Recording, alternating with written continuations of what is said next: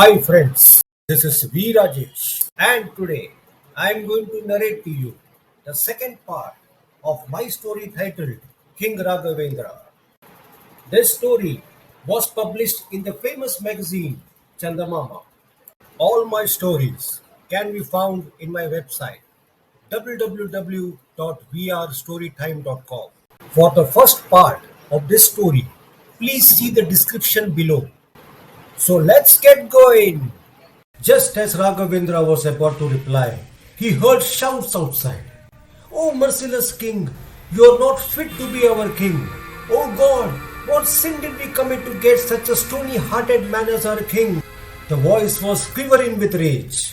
What right does a king have to live if he has such a callous attitude towards his subjects? Raghavendra stood up infuriated. He came outside to find a young boy of 17 or 18 hurling all those abuses at him. The palace guards were trying to shut the mouth of the young boy with their hands, but he pushed them aside and continued shouting. Raghavendra hurried to where the boy was standing and slapped his face. "Get out! Since you are a mere boy, I am letting you go. I would have cut your tongue for making such remarks about me. Go away!" He then pushed the boy so hard that he fell down. Not uttering another word, he stood up and walked away.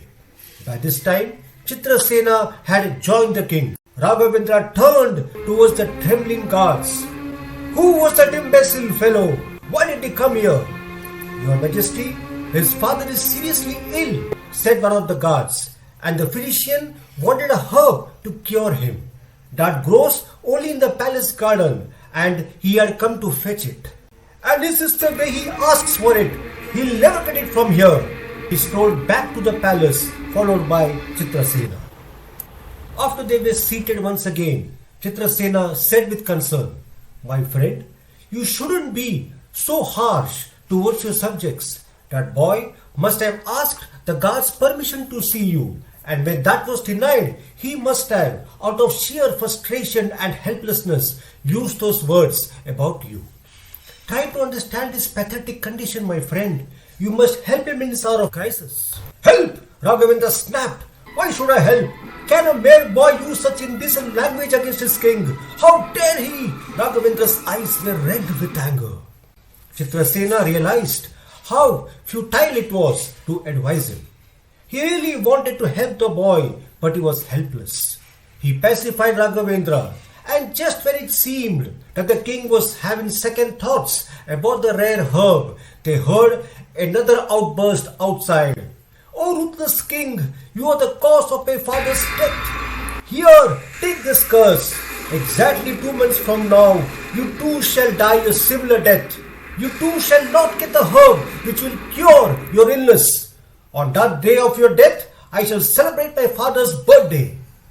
After that, everything went calm and quiet. The thundering voice of the beleaguered boy was no more.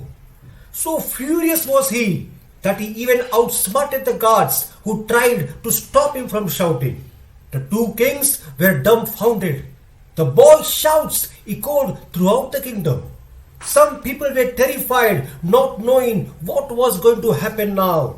They shut their doors tight and advised their families not to venture outside.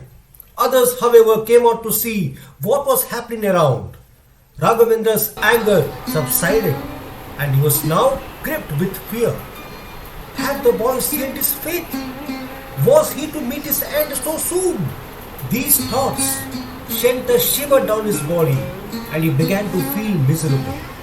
King Chitrasena could not do much to pacify him any further.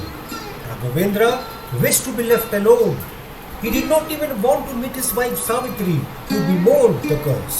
Raghunath, their 4-year-old son, did not understand anything that was going on inside or outside the palace.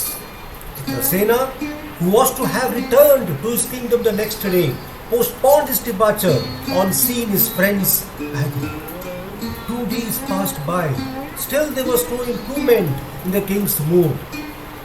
He remained somber, cursing himself for not going to the help of the boy on that fateful day. What Chitrasena said was indeed correct. It was he and not the boy who was at fault. Oh, why didn't he listen to his friend's advice? This thought made him all the more miserable and restless. Chitrasena at last took his leave and the two friends had an emotional party. Raghavendra wept silent tears. Chitrasena could not bear to see his friend weep. Be brave, my friend. Have trust in the Almighty was all that he could say. Back in his kingdom, the noble Chitrasena could not concentrate in the affairs of his kingdom for some days. He was filled with anxiety for his friend. Just then, a guard came and informed him that Yogananda was seeking an audience. Yogananda was a great tapasvi and had the privilege of having the darshan of the Lord. Chitrasena was overjoyed when he heard this news.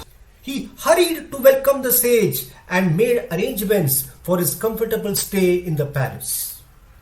After seeking his blessings, the king queried, "O revered sage, tell me how I could be of service to you." The sage gave a benign smile. Thus ends the rendition of the second part of my story, King Raghavendra. I shall now see you in the next installment. For more such stories, please visit my website www.vrstorytime.com. Goodbye for now.